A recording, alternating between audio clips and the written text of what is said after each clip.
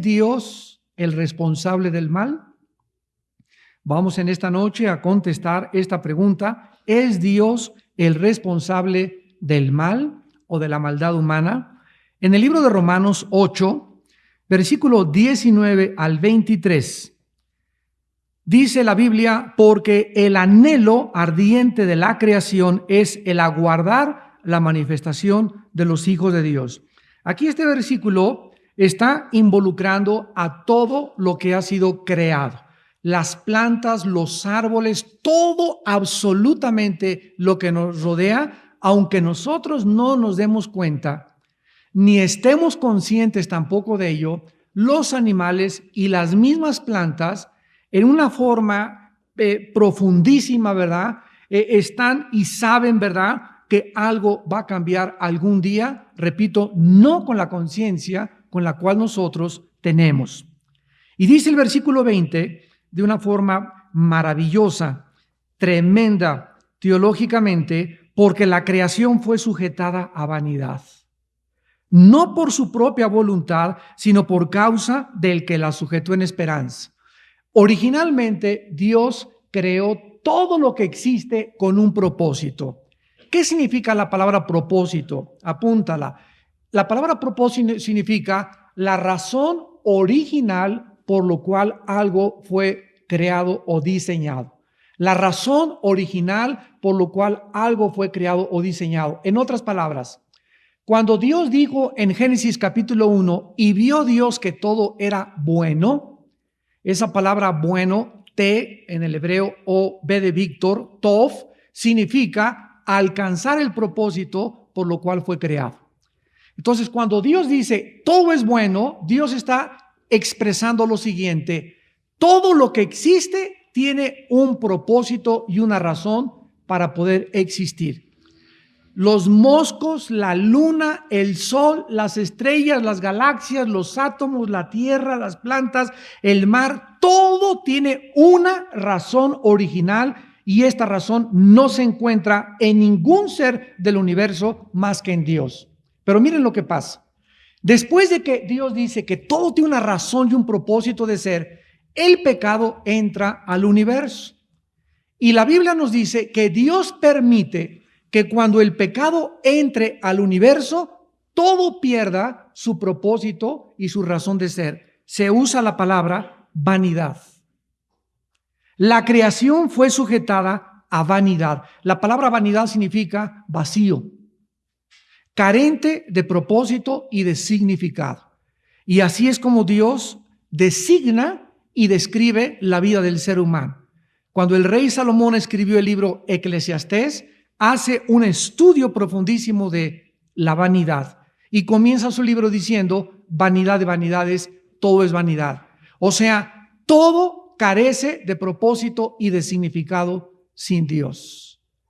Entonces, todo lo crea Dios con un propósito. Dios permite que entre el pecado, por lo cual todo pierde su propósito y significado. Y desde Adán hasta nuestros días, todos nosotros hemos nacido, todos los seres humanos, y siguen naciendo. Y cuando llegamos a la adolescencia y a los 30 o a los 40 años, descubrimos que realmente mi vida no tiene propósito. Pues ya soy abogado y ya fui diputado y ya soy senador y ya soy aquello, pero algo dentro de mí me sigue mostrando que solo estoy. Soy un artista y los millones de personas como Ricky Martin, Luis Miguel o como se llame, ¿verdad? Me adoran, Michael Jackson, pero estos artistas lo saben, los más grandes famosos astros de Hollywood, los más grandes deportistas, que en lo más íntimo de su vida se sienten tan solos. Una soledad tremenda. Es el misterio del misticismo y de la soledad. Es el dilema de la soledad humana que nadie ha podido contestar. Te puedes rodear de cantores como Salomón, tener mujeres, tener esto, ser rey, ser presidente de la república y acabar tu vida solo, abandonado y carente de propósito y de significado.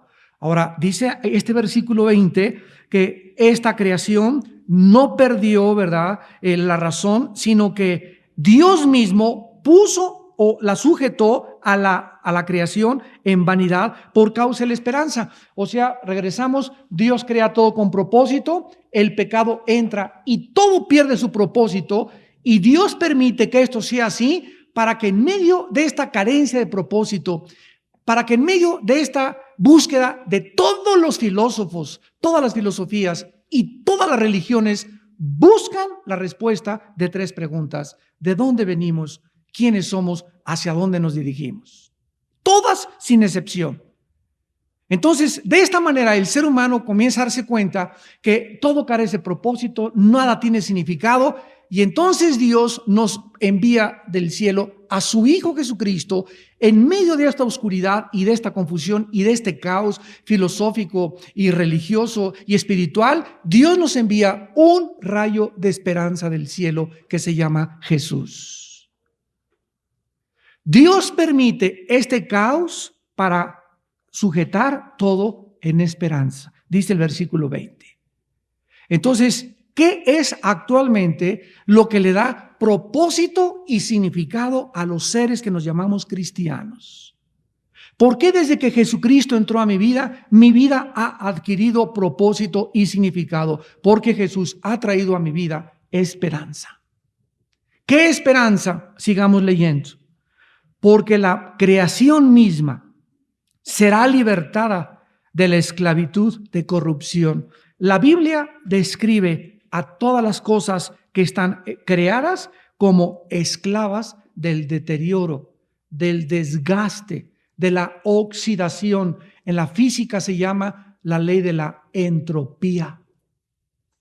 Esto es precisamente lo que postulan las 2 leyes más dogmáticas, podríamos decir, de todas las disciplinas científicas, que es la primera y la segunda ley de la termodinámica.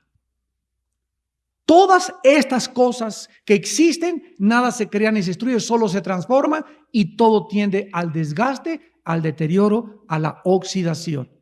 Entonces, hace 2000 años que se escribió esto, antes de que se descubriera la ley de la entropía, ya el apóstol Pablo le llamaba que la creación tiene una ley, está sujeta bajo la corrupción. Tú tienes que morir. Todos los días estamos desgastándonos celularmente. Miles de células se mueren continuamente en mi cuerpo, menos las neuronas, que no tienen restauración. Todos los días esto hay que pintarlo, tu carro hay que echarle aceite, el refrigerador tienes que tenerlo andando para que la carne no se eche a perder. Todo lo que nos rodea. El mismo sol está perdiendo cada segundo millones de toneladas masa. ¿Por qué? Porque es una ley que tiende a el deterioro, al desgaste, a la muerte. Entonces, todos nosotros, si somos conscientes, nadie puede negar esta realidad. Y dice el versículo 22, porque sabemos que toda la creación gime a una, y a una está con dolores de parto hasta ahora, y no solo ella, sino que también nosotros mismos, o sea, aún ya con Cristo, aún con esperanza, tenemos las primicias del Espíritu, nosotros también gemimos dentro de nosotros mismos, esperando la adopción, la redención de nuestro cuerpo. Aún cuando nosotros somos privilegiados en conocer a Jesús y saber que todo va a cambiar, en lo más profundo de mi alma, cada noche, cuando lloro y tú también espero, le decimos: Jesús, ¿cuándo vienes? Ya que se acabe esto. Ya, chale. Todos los días enfrentamos sufrimiento, tristeza, desilusiones, frustraciones, traiciones, mentiras, deshonestidades, intereses de la gente, egoísmo de la gente, y anhelamos que esto ya cambie. Y cuando cambie todo esto, ¿verdad? Dice la Biblia, no será comparable. Versículo 18. Tengo por cierto que las aflicciones del tiempo presente no son comparables con la gloria venidera que nosotros ha de manifestarse. O sea, ¿cuál es el mensaje que la Biblia nos da? Que todo lo que hemos sufrido, tal vez tú tienes ahorita 50 años de sufrir, o 70 años de sufrir, o pasaste los campos de concentración de Auschwitz allá en Alemania, y murió todos tus hijos, y murieron tu familia, y viste a todos, que no hemos pasado, yo creo que nada de eso, ninguno de nosotros. No importa el sufrimiento tan grande al que el ser humano haya atravesado, cuando todo cambie y cuando podamos ver a Jesucristo, todo eso que pasamos no va a existir comparación. Va a parecer como una mala noche en un hotel. Nada más. Comparado con la eternidad y con las glorias que nosotros se van a manifestar. Ahorita estamos atravesando un valle de sombra y de muerte. Y en medio de este valle, que es la vida, de sombra y de muerte, necesitamos un pastor. Y Jehová es mi pastor. Y cuando tú dejas que Dios, mediante la Biblia, te guíe, te inspire, te anime, te vivifique conforme a su palabra, te fortalezca, entonces atraviesas este valle y esta vida sin temor. Aunque ande en valle de sombra y muerte, no tendré temor alguno. ¿Qué es lo que nos hace entonces enfrentar con ese valor que no tenemos inherentemente los seres humanos, la vida? Jesús de mi mano. Por eso Él dijo, separados de mí, nada podéis hacer. Muy bien, en el Salmo 93, versículo 1, hay una frase maravillosa que dice, Jehová reina. No dice reinó, ni dice tampoco reinará, sino que dice tiempo presente, Jehová está reinando. Esta proclamación no está condicionada sobre ciertas circunstancias o situaciones, sino que es una declaración absoluta de que Dios está al control de todas las cosas que suceden en su universo. Cuando nos enfrentamos con esta declaración teológica, Dios está sentado en su trono.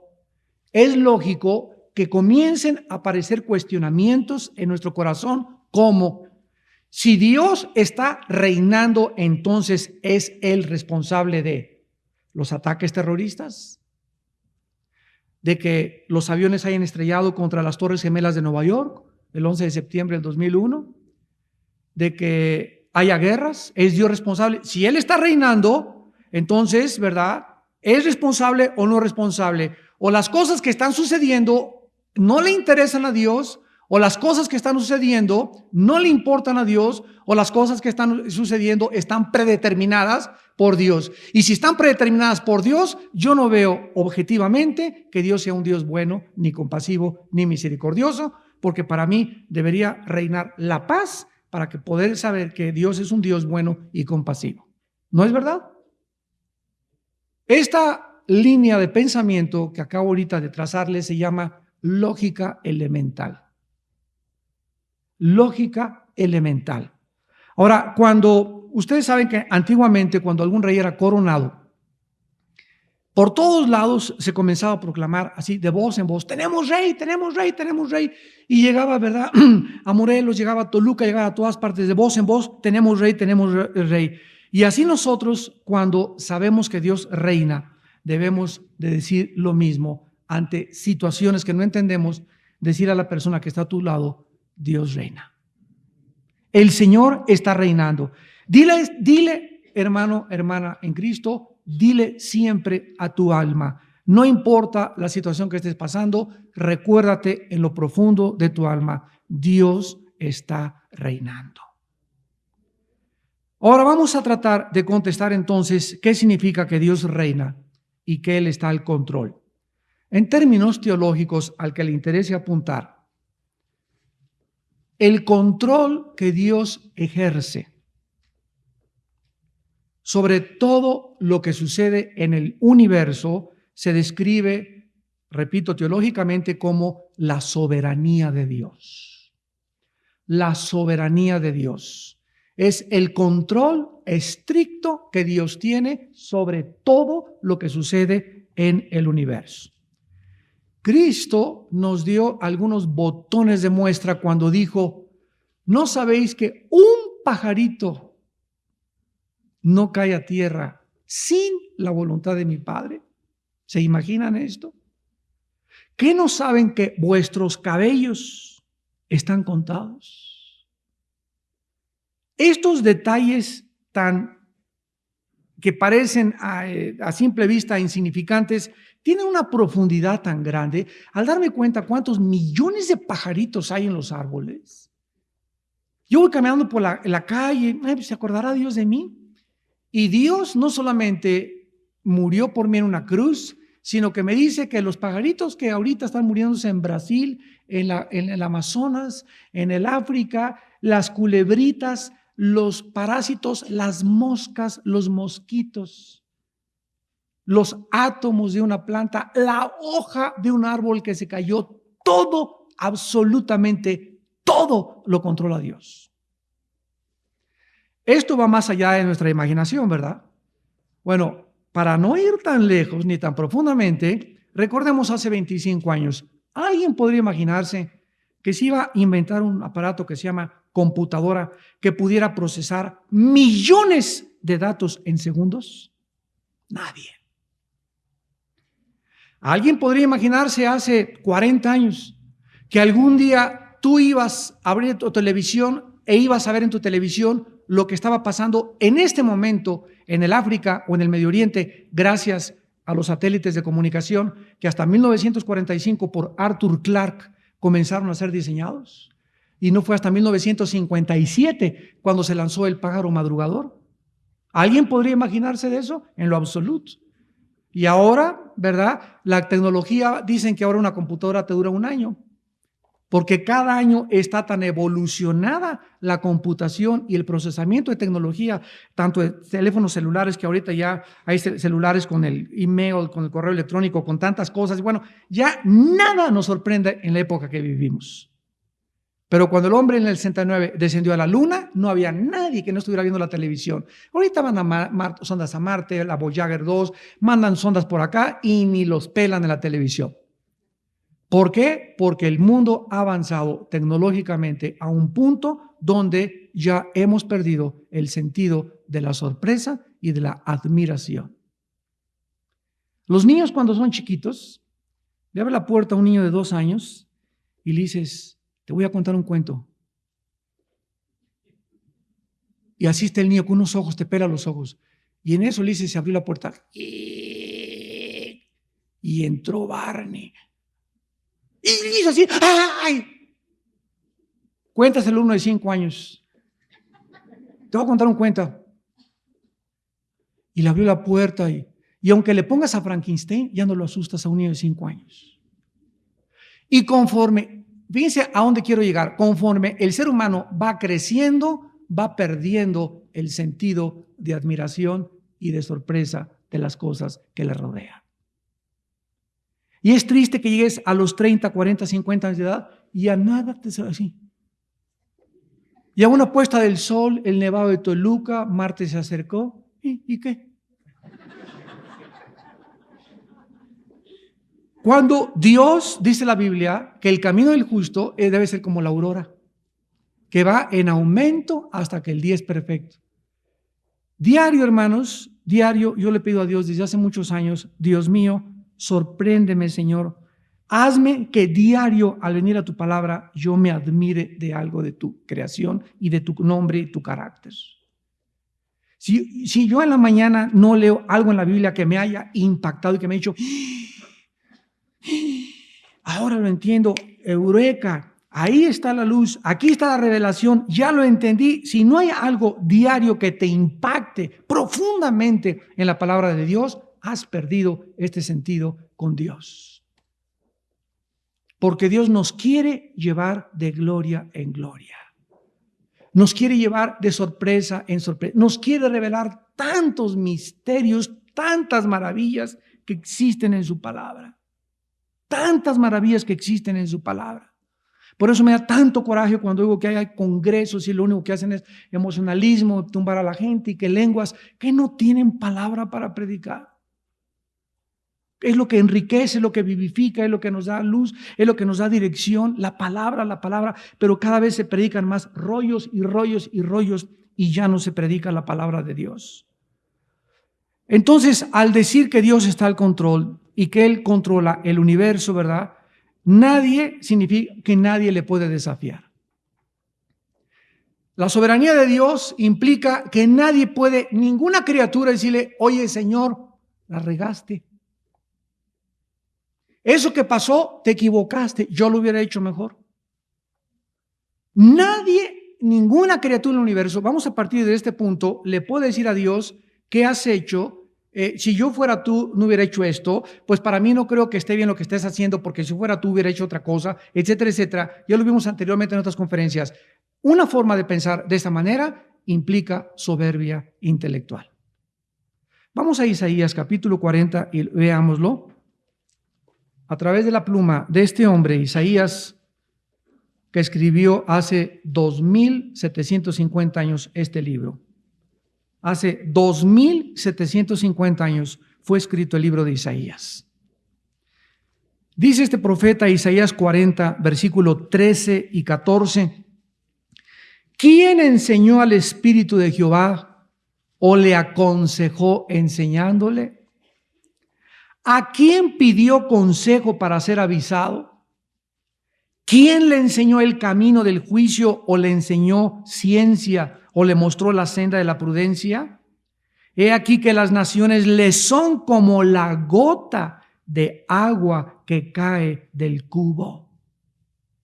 Como menudo polvo en las balanzas le son estimadas, he aquí que hace desaparecer las islas como polvo. De una forma maravillosa, el profeta describe la majestuosidad, la magnificencia, la sabiduría, la soberanía de ese ser que reina y controla, creó y sustenta el universo, a quien ninguna criatura jamás le podrá decir, Señor, ¿me permites darte un consejo? ¿Me permites decirte qué es justo y qué no es justo? Cuando las mismas naciones, somos 200 naciones actualmente en el globo terráqueo aproximadamente, son comparables desde su perspectiva como la gotita de agua que cae de una cubeta. Ese es el Dios a quien nosotros estamos sirviendo. Dios pues está sobre todas las cosas en su creación. Él es el rango supremo del universo y todas las cosas que existen en el universo tienen un propósito. Veamos ahora el libro de Efesios capítulo 1. Efesios capítulo 1, versículo 21 al 23, donde habla de la resurrección de Cristo y qué sucedió después de la resurrección de Cristo.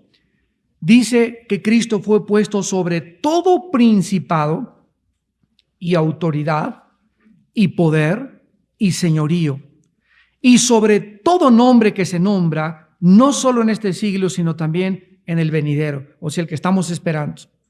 Y todas las cosas las sometió bajo sus pies y lo dio por cabeza sobre todas las cosas a la iglesia, la cual es su cuerpo, la plenitud de aquel que todo lo llena en todo. Vemos nosotros de esta manera que Dios reina supremamente y que su Hijo Jesucristo, el que fue crucificado y resucitado, ahorita está Él sustentando, gobernando, al control, dirigiendo todos los planes de Dios para que lleguen a su destino final. ¿Te has enfrentado tú a alguna situación en tu vida que ha parecido inestable o impredecible? ¿Te has sentido alguna vez en tu vida que lo que está sucediendo está fuera de control? Que parecería como si entráramos a una espiral hacia abajo donde nada lo puede detener. En el Salmo 93:2 que acabamos de leer, dice el versículo 2, firme es el trono de Dios, Él es eternamente. Aun cuando la vida nos parezca, hermanos, muchas veces fuera de control, recuerda, vuelve a recordar, Dios reina. 2, Él está al control. ¿Recuerdan ustedes el ejemplo que vamos a repetir y a repetir y a repetir hace 2000 años de la cruz del Calvario? ¿Podría alguien imaginarse cuando Jesús estaba siendo despedazado en la cruz que su Padre estaba al control? ¿No parecería que los discípulos perdieron la brújula y todo pareció fuera de control? ¿Pero cómo? Si levantó a Lázaro, habló en el huerto de Getsemaní los soldados cuando dijo, yo soy, y se fueron para atrás. mandó alimentar a 5,000. A Pedro lo hizo caminar sobre las aguas y ahorita lo amarraron y no se ha defendido. Él podía romper así las cadenas y las esposas, pudo haberse bajado de la cruz y todo se convirtió de repente en confusión. O sea, no entendían cómo ese hombre con el cual caminaron durante 3 años y medio parecía que ahora era el perdedor y no levantaba un solo dedo para que no lo crucificara. Porque en ese tiempo Dios escondió su propósito de las mentes de todos los habitantes de la tierra en ese entonces.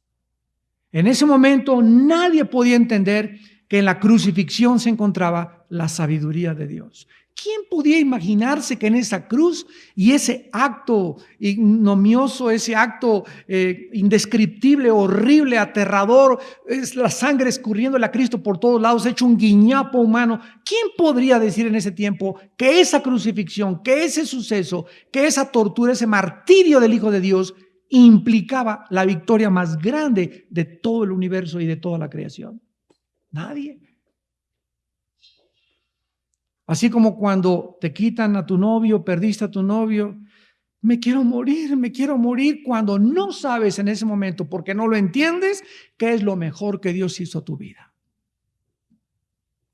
Tienes un ataque al corazón y te va a la ambulancia, está en el hospital, Señor, no lo entiendo, pero si tú vas a la ambulancia, ¿verdad? Y con la respiración artificial y todo, Dios reina, Dios está al control, sábelo.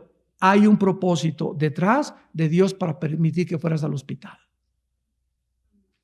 No lo sabes en ese momento, los familiares nos preguntamos qué está pasando, pero si yo creí que el creer en Dios y el estar bajo la gracia de Dios era siempre tener salud, era siempre prosperar, era siempre estar feliz, ¿verdad? Cuando Dios nos muestra lo contrario, que muchas veces no entendemos lo que pasa, pero una cosa sabemos, todas las cosas obran para bien a los que aman a Dios.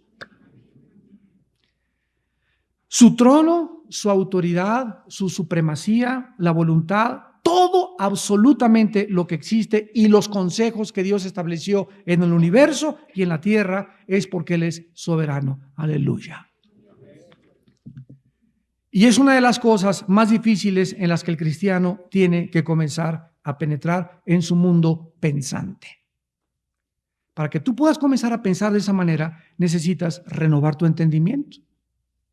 Necesitas diario vivir en la palabra, memorizar en la palabra, vivir cerca de Dios para que Él pueda poco a poco. ¿Saben ustedes qué pasa cuando venimos a la Biblia y meditamos en un pasaje? Hagan de cuenta que es como una capa, así lo he visto yo en mi vida espiritual, es como una capa que cuando me pongo a orar, quiero entender algo y es como que queremos traspasar esa capa, ¿verdad? No entiendo esto y quiero traspasar. ¿Por qué Caín esto? ¿Por qué Adán esto? ¿Por qué Cristo esto? Y a veces como que no entramos. Y tenemos que pagar un precio de seguir de rodillas, de seguir pensando, seguir meditando, hasta que ¡pum! Rompemos esa capa y ya lo entiendo. Y luego queda otra capa y ¡pum! La rompemos. Pero para poder penetrar y romper las capas de nuestro entendimiento, necesitamos pagar el tiempo de vivir en comunión con Dios. Nadie puede venir a la Biblia, como les he dicho, 5 minutos. Jesucito mío, mi dulce compañero, nos ampara noche. Gracias, ya tuve mi devocional. ¿Ya tuviste tu devocional? Sí, hermano, ya leí 15 minutos la Biblia. ¿Algo te impactó? A ver, ¿algo te impactó? Dime, ¿algo que entendiste? ¿Algo que puedas tú explicar? ¿Algo que tú puedas enseñar a tus hijos? Si tú te gusta la predicación, no es en la palabra de Dios, tienes algo que Dios te impactó, no que lo copiaste ni que te fusilaste de otro mensaje, sino algo que tú y Dios tuvieron en su comunión que te impactó y que quieres ahora transmitirlo, porque no está en tu intelecto, sino que está en tu corazón.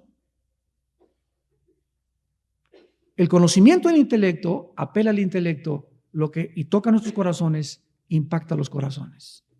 Y Dios nos ha llamado a mover los corazones, a sacudir los corazones. Tú no puedes sacudir un corazón si antes no estás convencido de lo que tú crees. En el Salmo 93, 3 al 4, se vuelve a afirmar otra vez de la soberanía de Dios. Ahora, si realmente creemos, en penúltimo lugar, que Dios está reinando, debemos asumir entonces que todo lo que sucede, ¿verdad? Sobre todo cuando hay tragedias, o se le olvidó a Dios, lo que está sucediendo o nos ha dado la espalda? Todos estos cuestionamientos son lícitos, son honestos. A Dios no le espanta que haya pensamientos en mi mente que le digan como Job, Dios mío, prefiero haber sido un abortivo. ¿Por qué mejor, Señor, no me llevaste? ¿Por qué muchas veces, muchos le hemos dicho, ¿por qué me dejas con vida, Padre? Prefiero que me lleves a casa. Nada de esto le espanta a Dios. A Dios le molesta cuando lo desafiamos. Fíjate la diferencia. Señor, ¿por qué? ¿Por qué te vas a mi hijo? ¿Por qué me quitaron el trabajo? ¿Por qué te vas a mi novio? Si yo soy cristiano, me está pasando otras cosas. Fíjate la diferencia. Señor, no entiendo qué está pasando. ¿Por qué te vas a mi hijo? Señor, ¿por qué perdí el trabajo? Dios mío, yo sé que eres soberano, que tú reinas, explícamelo.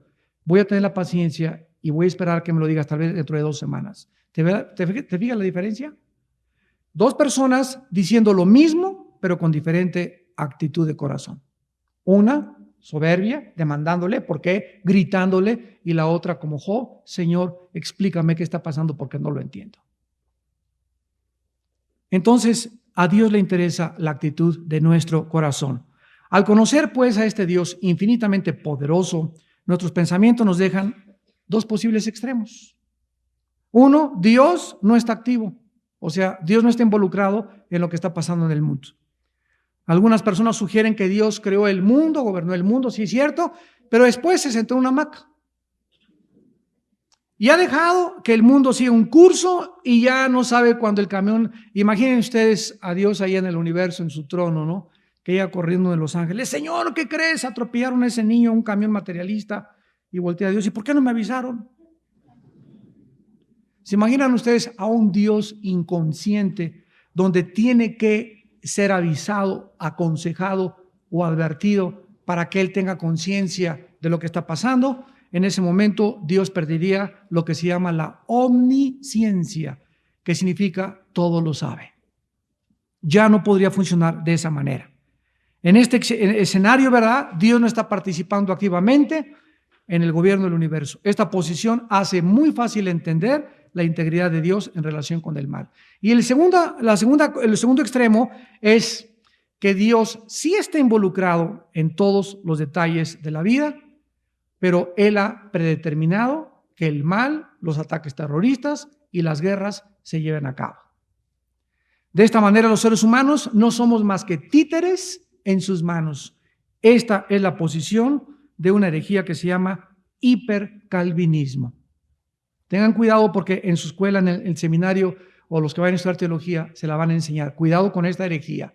Esta herejía dice que Dios destinó a unos al cielo y otros al infierno, porque Él ha predeterminado absolutamente todo. Y aun cuando hay cantidad de versículos, yo cuando estudié el calvinismo, vi cantidad de versículos que así lo dicen, creyeron los que estaban ordenados para vida eterna, porque a los que antes conoció, también los predestinó. Aun cuando existen estas verdades, que sí es cierto que existe la predeterminación y la predestinación de Dios, también es cierto, ojo, que existe la responsabilidad humana. También es cierto que Jesús dijo, y no queréis venir a mí. Ahí está Jesús apelando a la volición, a la voluntad humana. También es cierto que aquel que no crea en Él tendrá como castigo el infierno. Entonces, si Dios predestinó a unos al infierno, ¿qué culpa y qué responsabilidad y sobre qué base moral podrá Dios enviar al infierno cuando Él los escogió para que se condenaran? Seríamos títeres del destino. Entonces tenemos que tener cuidado cuando estudiamos todas estas teologías para no caer en los extremos y volvernos, como se dice, fatalistas. Dios, claro que predeterminó las cosas, pero no todas como suceden. Por ejemplo, rápidamente José. Lee la vida de José, Génesis 35 al Génesis 50. 15 capítulos dedicados a la vida de José. José es vendido por sus hermanos, rechazado por sus hermanos, amenazado por sus hermanos y llevado a un país extranjero donde no hablaban su idioma, donde él no volvía a comunicarse ni con fax, ni con teléfono, ni con Telcel, ni con nadie, jamás, aislado para siempre, llevado a un lugar lejanísimo que te lleven, y durante ese tiempo nunca él se amargó. Nunca se amargó.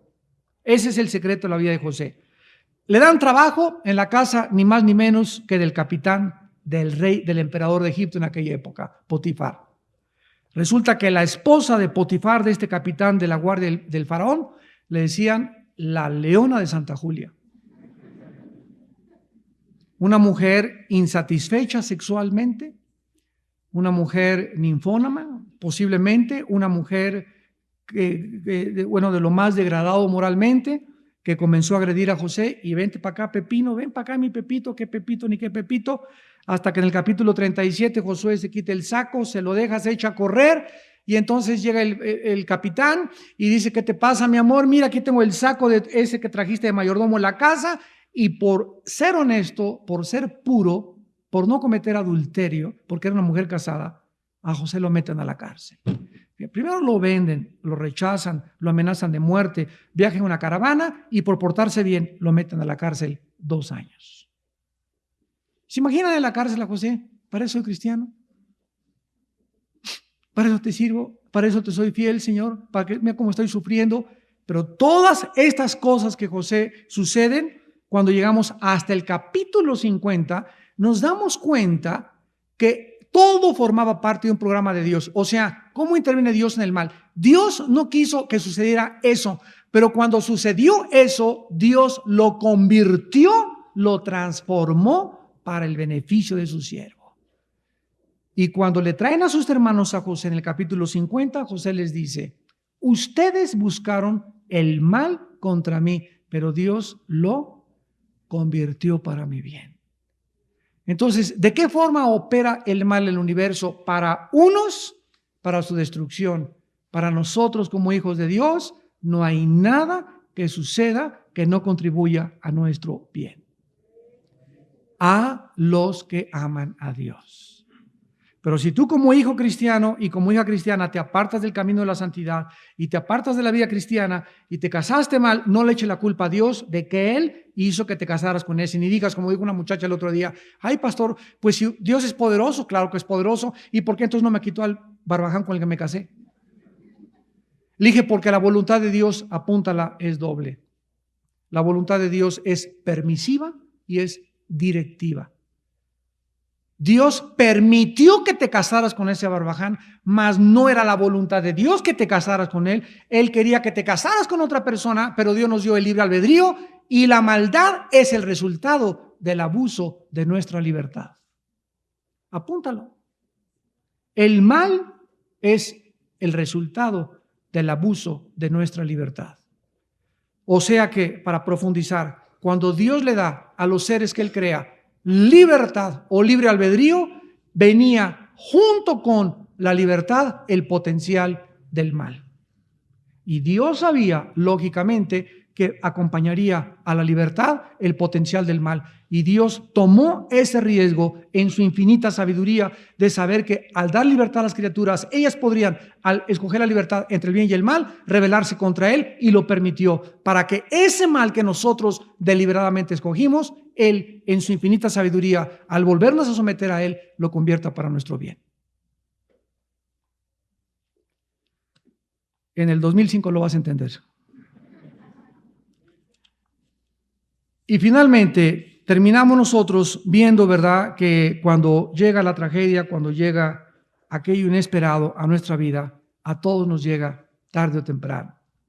Todos vamos a enfrentar en la vida sucesos que no vamos a poder explicar. ¿Por qué, padre, te basta mi mamacita si estaba joven? ¿Por qué mi padre, Señor, abandonó a mi madre y tuvimos esa vida tan infeliz que tuvimos cuando éramos niños?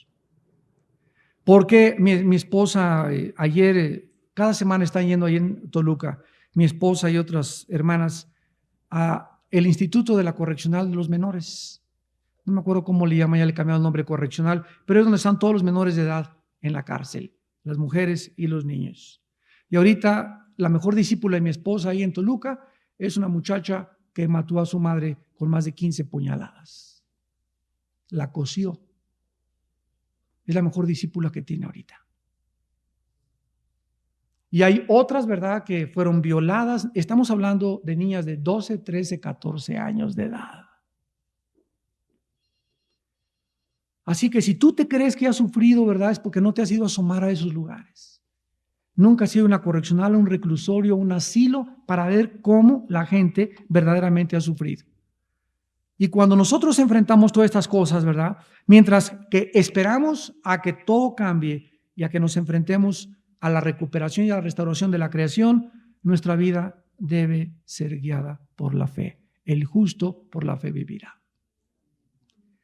Y nosotros no somos de los que retrocedemos, sino de los que tenemos fe para preservación de nuestra alma, dice el libro de los Hebreos capítulo 10.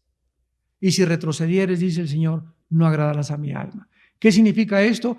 Que vamos por un mundo, amados, donde no todo lo podemos comprender. Métete eso en la cabeza porque no eres Dios ni yo soy Dios.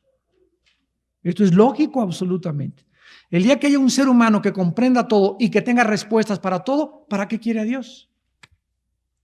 Porque eres Dios. Solo Dios conoce todas las respuestas y todos los misterios. Y estamos rodeados todavía de misterio. Al mal se le llama en 2 Tesalonicenses 2 el misterio de la iniquidad. Entonces, mientras avanzamos en este valle de sombras y de muerte y oímos muertes, heridos, guerras y muchas cosas, lo único que sabemos es que Dios reina. Que todo esto va a ser convertido para nuestro bien de nosotros y que la degradación que existe y el caos que existe en el universo es para la gente porque yo tengo luz. Yo sé a dónde voy, yo sé en quién he creído y sé que Él es fiel para guardar mi depósito en aquel día. Oremos.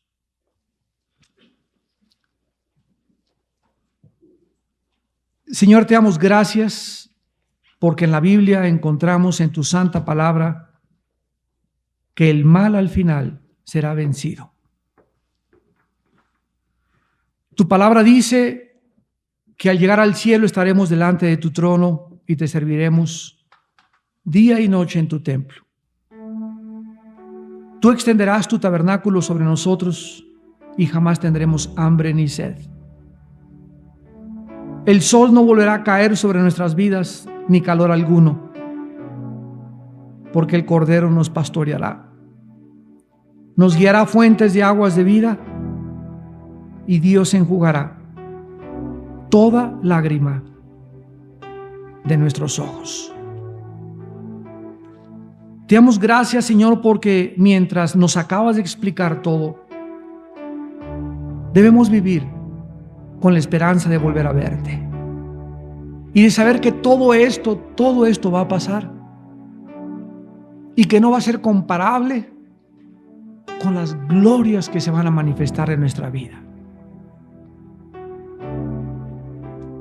Juan, tu apóstol, escribió: vi un cielo nuevo y una tierra nueva, porque el primer cielo y la primera tierra pasaron y el mar ya no existía más. Y oí una voz del cielo que decía: he aquí el tabernáculo de Dios con los hombres. Él morará con ellos. Ellos serán su pueblo. Dios mismo estará con ellos como su Dios. Enjugará Dios toda lágrima de los ojos de ellos y ya no habrá muerte, ni habrá más llanto, ni clamor, ni dolor, porque las primeras cosas pasaron. Y el que estaba sentado en el trono dijo: he aquí, yo hago nuevas todas las cosas.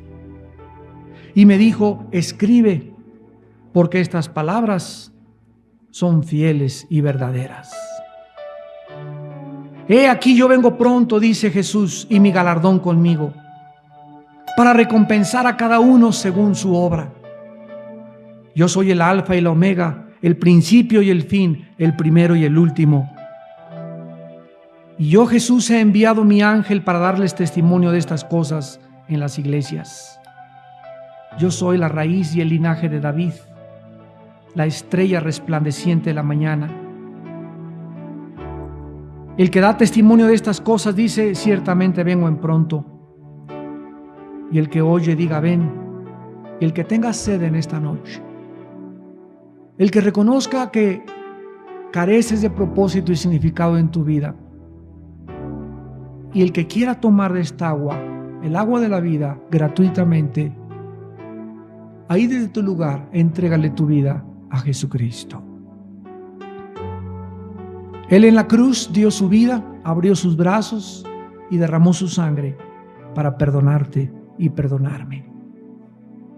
Para que ahora, 2000 años después, pudiéramos entender que lo necio de Dios escogió Dios para avergonzar a los fuertes.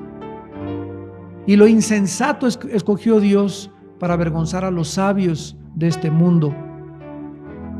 Y la palabra de la cruz es locura al que se pierde, pero a los que se salvan representa el poder del universo.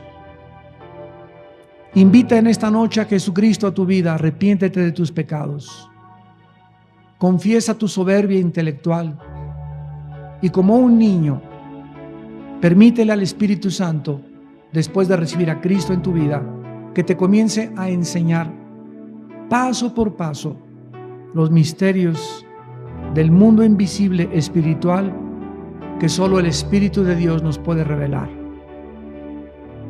Ahí desde tu lugar, si quieres por primera vez invitar a Cristo, ustedes también en la televisión que nos están viendo, dile al Señor: Dios mío, perdona mis pecados. Me arrepiento de mi vida sinceramente. Perdóname mi soberbia. Creo que en la cruz tú moriste en mi lugar, derramaste tu sangre para pagar mis pecados, y creo que a los 3 días el Espíritu Santo te levantó de entre los muertos. Y creo, Jesús, que vives, que reinas. Aunque el mundo parezca y el universo un caos, tu palabra dice que reinas. Y que aunque ahorita yo no pueda ver el propósito, me lo podrás enseñar, aún después en la eternidad, donde te alabaré y te bendeciré por tu sabiduría. Jesús, te pido en este instante que entres a mi vida como mi Señor y mi Salvador.